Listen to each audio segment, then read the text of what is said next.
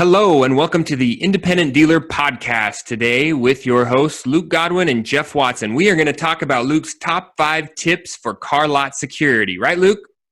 That's it, Jeff. Let me tell you this, guys.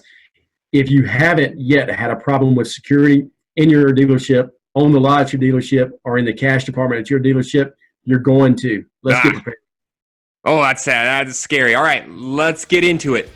Welcome to the Independent Dealer Podcast, the podcast for auto dealers to learn and grow together. Here are your hosts, Luke Godwin and Jeff Watson. Today, we are going to discuss Luke's top 5 tips for car lot security. So, Luke, let's jump right into it. First off, give us like the background. What makes you the pro at this? Well, unfortunately, the reason I'm the pro is because we have had break-ins, we have had vandalism, we've had cars stolen. We've had, you name it, it's probably been done. So that is the reason I'm a pro at this. Now, are you downtown Compton? Where are you located? Right in the heart of. Man, unfortunately, in the '80s, car lots were most of your new car stores were downtown in these cities, and unfortunately, during that time, you had everybody moving to the suburbs. So a lot of the cities just became a mecca for projects and just housing developments and unfortunately when all the new car stores left to go out to the suburbs with the people that left to go out there.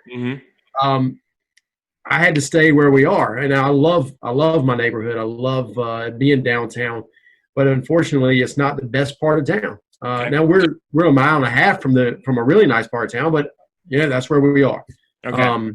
And unfortunately, that's the reason we have crime. So setting this up in context, I mean, I think about this, and I kind of know where you're going with this conversation. And I can be honest with you, man, I am probably the worst at this here at my car lot. I don't think I follow hardly any of these 5 tips. And is it a situation where it's like you've learned through hard knocks? I mean, we all need to do this because it doesn't really matter whether you are in the worst part of downtown or whether you're out in the suburbs of, Happy Valley. It's probably going to happen. Sure. It doesn't matter. It doesn't matter what neighborhood you're in. There are thieves among us, and they target car dealerships because, one, they think car dealerships have a lot of cash on hand. Number 2, car dealerships have things that are very valuable: wheels, radios, navigation radios, catalytic converters, tires. They have all these things that are super valuable to thieves off the street that aren't traceable a lot of times. Now, some of it is traceable, but a lot of it isn't. And there's a black market for these parts, locally and on eBay and things like this. So very easy targets. And if you are in a bad neighborhood, what happens is you end up getting targeted just for someone, unfortunately, that's down on their luck maybe and wants drug money or this, that, and other. So it's a little there's 2 phases.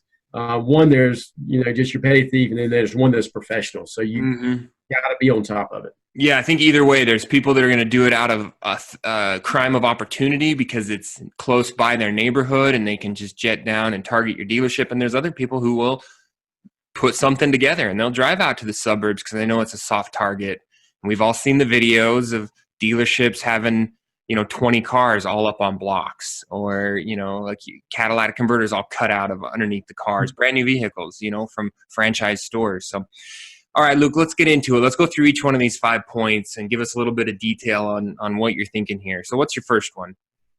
First one's pretty simple. Have a cash limit at your dealership. And that, some of you out there may not even take cash. Maybe you're waiting on funding from a subprime lender or a prime lender, or people are bringing you certified checks. But in the buy here, pay here business, a lot of times is you collect cash on a day in payments. You take your down payments in cash. And don't get me wrong, plenty of prime stores take cash down payments as well. So you need to set a limit. Now, if that limit to you is $1,000, if it's $5,000, if it's $10,000, whatever that limit is, your staff, your comptroller, you need to be aware during the day how much cash is at your dealership. And when you hit that number, you need to go directly to the bank. You don't need to stop and go. You don't need to collect another $200. You need to have ding, ding, ding. It's time to go to the bank. Okay. So if I'm understanding you correct, you inside your dealership, your staff, whether it's just you're on your own and some customer comes in and brings you $1,000 down payment in cash, you know that, hey, that's my limit. I'm not comfortable having $1,000 in cash sitting in my safe, in my cash box, in my pocket. I'm going to take a lunch break and I'm going to go deposit that regardless, because that guy, whoever it was, whether him or it was another customer in the showroom or someone nearby hearing it, they know you now just dropped $1,000 into your cash box, right? Exactly. You've got to be aware of that. Now, 1,000 might be on the low limit, but it may not be to somebody, Mm-hmm.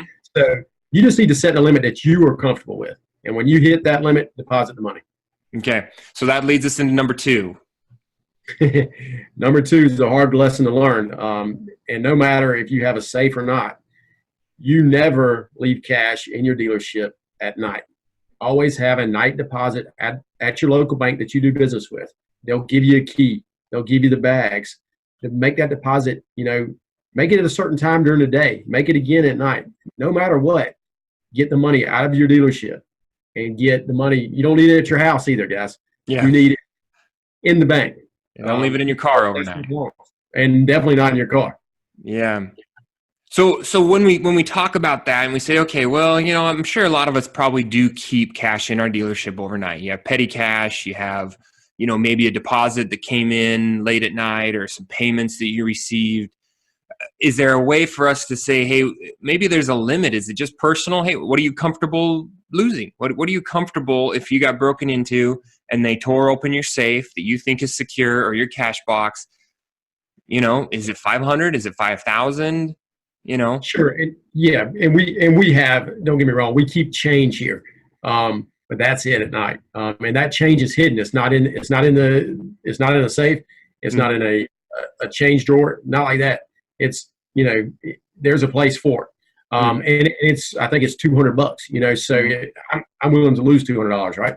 Yeah. But the problem with thieves a lot of times is if they hit you one time and they get a certain amount of money, they're coming back. They're going to be back. So it's best just to have a policy of no cash, definitely no cash left in the cash drawer. Mm-hmm. And I'm not, a safe is fine, but guess what? I had a safe stolen out of our dealership before. Yeah, so, just picked up and hauled off, huh? And it was a good size safe. I don't know how they got it out of there, but they got it out of there. So safes aren't secure. Now there are certain types of safes that are secured. If you do have a safe, a hidden safe is best. Put it in concrete, or I'm looking at mine right now, and I mean it probably weighs 200 pounds when it's full. But it's I mean I think if someone really was determined, they're going to find a way to haul that thing off if they thought what was in it was good enough. And talk to me about. I mean I do know some dealers that they may have $200 or $100 in their cash drawer overnight, but they actually leave it open. They don't lock it up, and they leave their safe open because they think, hey, I'd rather you steal my $100 or $200 than bust up all of my equipment trying to get at the money. And there is definitely reason for that. We leave all the cash drawers open at night. So if someone does break in, they'll look and see that there's no money in there. Mm-hmm. So they won't tear things up. Mm-hmm. What about going cashless? I know a couple dealers in my 20 group and Buy Here, Pay Here's, they actually converted over to no cash. And they said, hey, I don't have to worry as much about theft. I don't have to worry about employee theft. And most of them have reported it was fairly painless. Is that just kind of depend on your customer base, your demographic, your area? It's a great idea. And honestly, we are probably 90% cashless. And it's not necessarily a rule that we went with. It's just the way society has moved. It's a lot easier to carry money around on a credit card than it is to carry money cash-wise, because the general public still has the same issues that a business owner has, that they can get robbed, and it happens. I have customers all the time that have gotten robbed, and or people have their family members have stolen money from them. So cashless is where we are moving to as a society anyway. So probably not a bad deal to start evolving to. Yeah, and that really kind of leads us to a bigger argument of when you do have a large customer base, say you're a buy here, pay here, and you're only taking online automatic ACHs, credit debit cards, you start to lose contact with your customers. Becomes an impersonable transaction after that. Whereas I remember 10 years ago, yeah, it was the other way around where I had 80% of my payments were coming in as cash, and I saw those customers every month or every 2 weeks. I saw them, I knew their names, I had large cash deposits. Now it is at the point where it's the opposite. I only have 20% cash payments. I don't see these people. I don't have as much contact with them because I am pushing them towards automatic ACH, credit card, and then maybe that's a larger topic to say, hey, what are the repercussions of that when you're not actually seeing the car, seeing the customers regularly? Yeah. And we will, that's a whole other podcast, but for sure. Okay. So talk to me about your number 3, because this I don't explain it. Okay. Having a good alarm system and have it a monitoring program with that alarm system.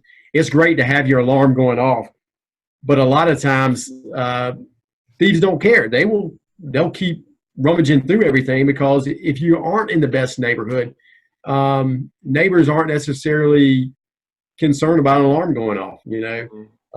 Sometimes people turn a blind eye on what's going on. So alarm's good.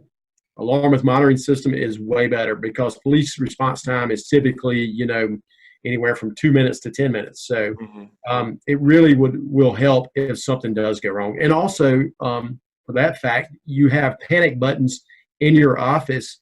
So if something does happen while you're here, you can hit the panic button and, then you've got response already and the perpetrator may not even know. Man, I'll tell you what, and the reason why this one I get excited about is I guess I don't admit this, but yeah, we have security cameras, and to me that is my security. We have probably 8-9 cameras inside, outside. I have never really thought about an actual alarm system, putting sensors on the doors or the windows with having it linked to the police, having a panic button. I've never even thought of that. Hasn't even crossed my mind. Where do you draw that line of cost benefit? I mean, you pay a monthly monitoring, you pay for the equipment. Right now I probably have invested in our alarm system right now, probably $5,000-$6,000. And I'm not saying that it, sorry about that. There it is. It's going off. I usually unplug that phone before we start. Sorry about that. So, we probably have $5,000 or $6,000 invested in cameras, equipment, and there's still, it's probably a $70 monthly fee to monitor it per building. And I have 3 different buildings secured like that. Wow. But I can tell you this, lately, out of the times we've been broken into, what happens is the person comes in the building, and as soon as the alarm goes off, they walk out. So there's a big benefit to it. Now, we did not have a security system up until about 3 years ago. And when we got broken into that night, it was a significant loss of cash and things. So if we would have, I'm not saying that if we would have had that monitoring system that night, would it have been different? Maybe not, because we still weren't living up to the rules that I've put in place now. So every time something happens, our security gets a little better. And that's probably the reason we're talking about it today, because I have School of Hard Knocks for sure. Yeah. So let's transition to the next one. Let's talk about exterior security. What do you do on the lot for your inventory? So this is the second lot we've been at. We've had. The original lot was opened in 1984, and from 85 until probably early 2000s, we didn't have a border. Nothing that would prevent someone from just driving out. Like your lot was just wide open. You mean left to right, front to back? It was just like in the middle of a parking lot. Yep. Well, one day, about halfway through our dealer liability insurance year, the agent comes by and he said, well, where's your fence? Where's your barrier? I said, we don't have a barrier. He said, well, your insurance company is not going to cover any loss if you don't have a barrier. And so, we fought it for a bit, but, we at that point installed a chain barrier that actually looked pretty good around our dealership. And at that point, it really cut down on your thought process of something happening at night and a car getting stolen. In our where we would probably have 1 or 2 cars stolen a year before then, it went to zero. Wait. Hold on, one or two a year? 1 or 2 a year, yes. One or 2 cars a year would drive off your lot at night. Yes. By someone is that a thing? Can people hotwire cars, or would they come and bust in and take a key? No, at that point, all the keys are going home at night. So they would just hotwire the car and leave with it. Wow. So, and typically you would recover the car a couple of days later, but what's the cost of that? A couple of days later. Man, I cannot imagine your insurance premium. What is going on out there? Well, you didn't file anything on insurance because it was useless. Wasn't worth it. Yeah, the best way to lose your insurance in our business is to file claims. That's great. Insurance. But but then we moved to the new dealership, and they already had a barrier up. It was an old Nissan store, so the barrier was already in place. We've painted the barrier, and it's a very it's a 3-inch pipe that they welded in, and it's secured with concrete to the ground, and it's great. I mean, it works wonders. Wow. And we block every night. We block with cars on the driveway. Okay. And this is something that you need to do. Dealerships need to be barricaded at night. Okay, help me out with this. Logistically, I want to understand this because this is something I feel like I want to start here at my place. When we have a driveway, it's probably, I would have to put 2 cars lengthwise across it. You block those cars in. How do you pick the cars? Is that something that maybe has more of a chipped key, and is it maybe a little more fancy, less to be stolen? And then what do you take those keys with you? You take them home, or you run them back in and put them back in your lockbox? So I don't want to disclose where all these keys go at night. What would you recommend for me? So what I'd recommend for you is this. I would recommend at night. Now, you can't park the cars lengthwise because what will happen is they'll just drive through them if they really want to steal something. So, which we had happen about a month ago. Okay. So what we developed here lately is if you park 3 cars side by side, it'll close both of our entrances. So we use 6 cars to close the entrances. And we put the parking brakes on. So if they do try to push one out of the way, it's really going to take some time, right? Mm-hmm. So that's what we've come up with now. But every night before we go home, we use 6 cars to block our entrances. Wow. And then in the morning, you got to come back, move them all. Move them all. And, you can do what you want to with those keys. You can take them home, and that's fine. If you're the first, you're going to be the first one back into work in the morning. That's right. If you're the first one there, the first one to leave, take them home. If not, have another secure location away from your other keys where those cars are. Incredible. So that leads us to point number 5, Luke. Yeah. Talk to me. I've done a couple of things lately with my key storage, but what's your tip? There's plenty of ways to do it. We spent 20 years taking every key home every night. That is time consuming, but it's definitely a good way to do it. Number 2, get a key machine. That's a secured key machine. Now that's a little higher end, and most new car stores have this. But it's definitely a really good way to do it. Mm-hmm. Lock boxes on the car. That's what CarMax does. That's what a lot of big dealerships do. So that's a good system. You can't get in one of those boxes, and no matter how hard you try, it's almost impossible. We had a dealer across town that had a Tacoma stolen from them 3 months ago because someone came, busted off the lockbox, took it home for 4 hours, got into it, came back later, and took the car. So it can happen, but it sounds like it took a lot of work. Yeah, it's a lot of work. Mm-hmm. But if you have key fobs, you got to have a Faraday box inside of the lockbox anyway. That's true. Your key fob is just going to open the car right up, right? Right. So, you know, Backfire.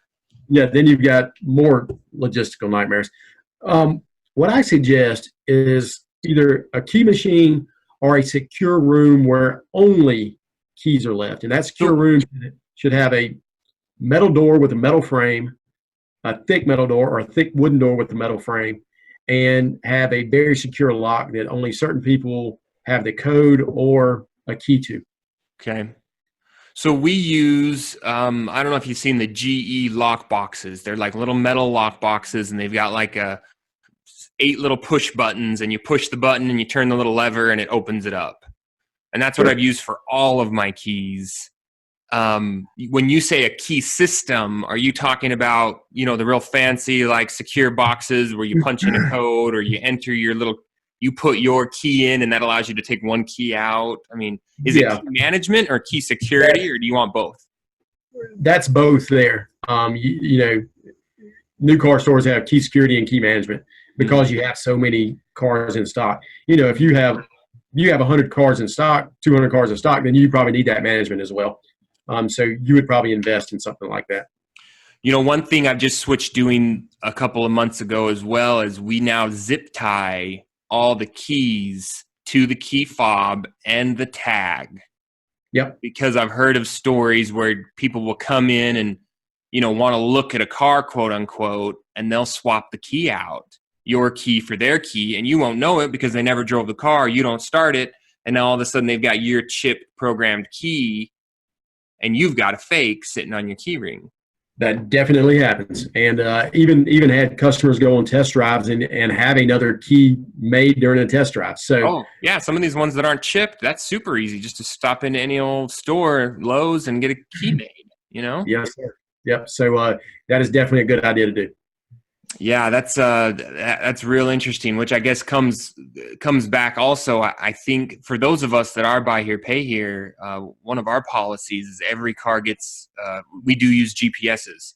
Yeah. Every car gets a GPS the second it hits the lot, and that's kind of been one of the steps I've taken as insurance to say, well, hopefully the word is out that we use GPSs. Hopefully the word is out that all of our cars have them, and we become less of a target because they know that if they take the car, we're going to be able to track it down within a couple hours.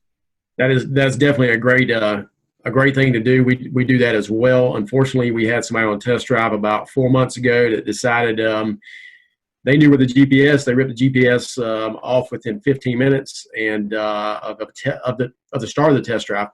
Luckily, the car had OnStar, and we were able to recover it pretty quickly. Man, that sounds like you're in a fun spot, man. That's interesting.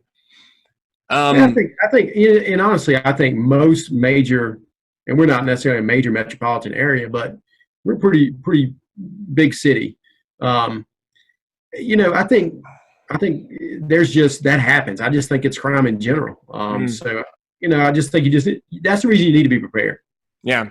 I think I'm probably being here in the middle of Utah, I feel like I'm maybe a little naive to some of the, stuff that goes on, and been in it 10 years and knock on wood, no major issues. But give us a couple of maybe just some rapid fire tips. I know we did your top 5, which are limit the cash at your dealership, never leave cash overnight, have a good alarm and monitoring system. Number 4 was make sure your perimeter is secure and you're blocking your cars. Number 5 is make sure your keys are secure if you're going to leave them at the dealership. What are some other just kind of off-the-cuff tips that we could put into practice today to prevent theft? So, a couple higher-end things that cost a little bit of money. Lighting on your dealership. It needs to be almost daylight at night. So just make sure if you're thinking about switching to LED lighting, do it today, because let me tell you what the difference is. LED lighting will save you probably half to 3/4 on your power bill, and it will produce so much more light. It's amazing. So you could run more lights for less money. So I recommend that. But don't get me wrong, it's expensive. Light it up. Light it up. The next thing is, if you have any cars on your lot that you think, hey, you know what? If I was a thief, I would try to steal that, or I would steal the wheels off of it, or it's got a really nice navigation system in it, radio system in it. bring that car to the front. Bring it to a really well-lit area that faces a major road, if you're on a major road, or the closest major road you have. Just make sure that it's out front so it doesn't get messed with. Interesting. So that's almost the opposite. You would think, don't hide it in the back closest to the building. Keep it out on the front where road traffic, people are less likely to steal the cars on your front line because someone's going to drive by and see something going on. Exactly. What you're hoping is there's a good Samaritan out there that says, hey, I see something going on, I'm going to call the police. Now, that doesn't always happen, but the chances of that happening with your car parked out front is much better than it parked out back. Right. Convertibles, some of these cars, like, off my cuff, I'm looking at one right now. That's going to be pretty easy to get into, Yeah, it happens every day. Okay. Anything else? If you have any issues, the best thing to do is call and talk to your local sheriff or your chief of police and let them know what's going on. Make sure you file a report every time something happens at your dealership. If you don't file a report, you think it's too simple, well, the police don't know to help. So help the police out. Also, they can set up property checks at night, and they'll come by multiple times at night and walk the lot and see if there's something going on. So don't be afraid to involve the authorities, because we pay taxes for a reason, and it's to get the help we need when that happens. Okay. Have a relationship with the local police or sheriff's department. Absolutely smart. Anything from an employee standpoint? I mean, internal theft. Do you have employees that would make it easier for one of their buddies or someone they know to get at your cash or your cars? Yeah, you got to be really careful with who you hire. Background checks. If you got a weird feeling about somebody, don't hire them. I mean, that's pretty simple. Or if you got a feeling about somebody that's currently working for you, I don't know what you do in that situation, but if you've got a funny feeling, go on it. It's typically feelings are there for a reason. Yep. Background checks are essential. Driving record checks are essential. Know who you're hiring. Know what's going on in their life. One fun thing I'll do every so often is I'll throw an extra 50 or an extra 20 in the cash box when no one's looking, and I'll see if it comes out at the end of the day in the countdown, and just little things like that you can do without, you're not trying to bait them or trick them, but you're just, oh yeah, I had an extra $20 payment that I took in, and you can have a good reason, and they come to you and, oh, I'm over, or hey, I'm under, even another situation. But parts. I mean, if you guys have a shop on site, well, I mean, that's probably a whole nother podcast. We need to talk about parts security and shop management. But that's another thing is there's places on your balance sheet that you can find lost money. So make sure you have cash clearing accounts, and make sure that journal entries are only made by you or by your accountant, because there's cash clearings are there for a reason. If you take money in, it should sit in that cash clearing until it's canceled out by another transaction. So if you show up to work and your cash clearing account's off by a couple $1,000s, you need to figure that out that day. Yeah. And so I think to wrap all this up, what kind of jumps into my mind is, don't be so busy working in your business that you're not working on it.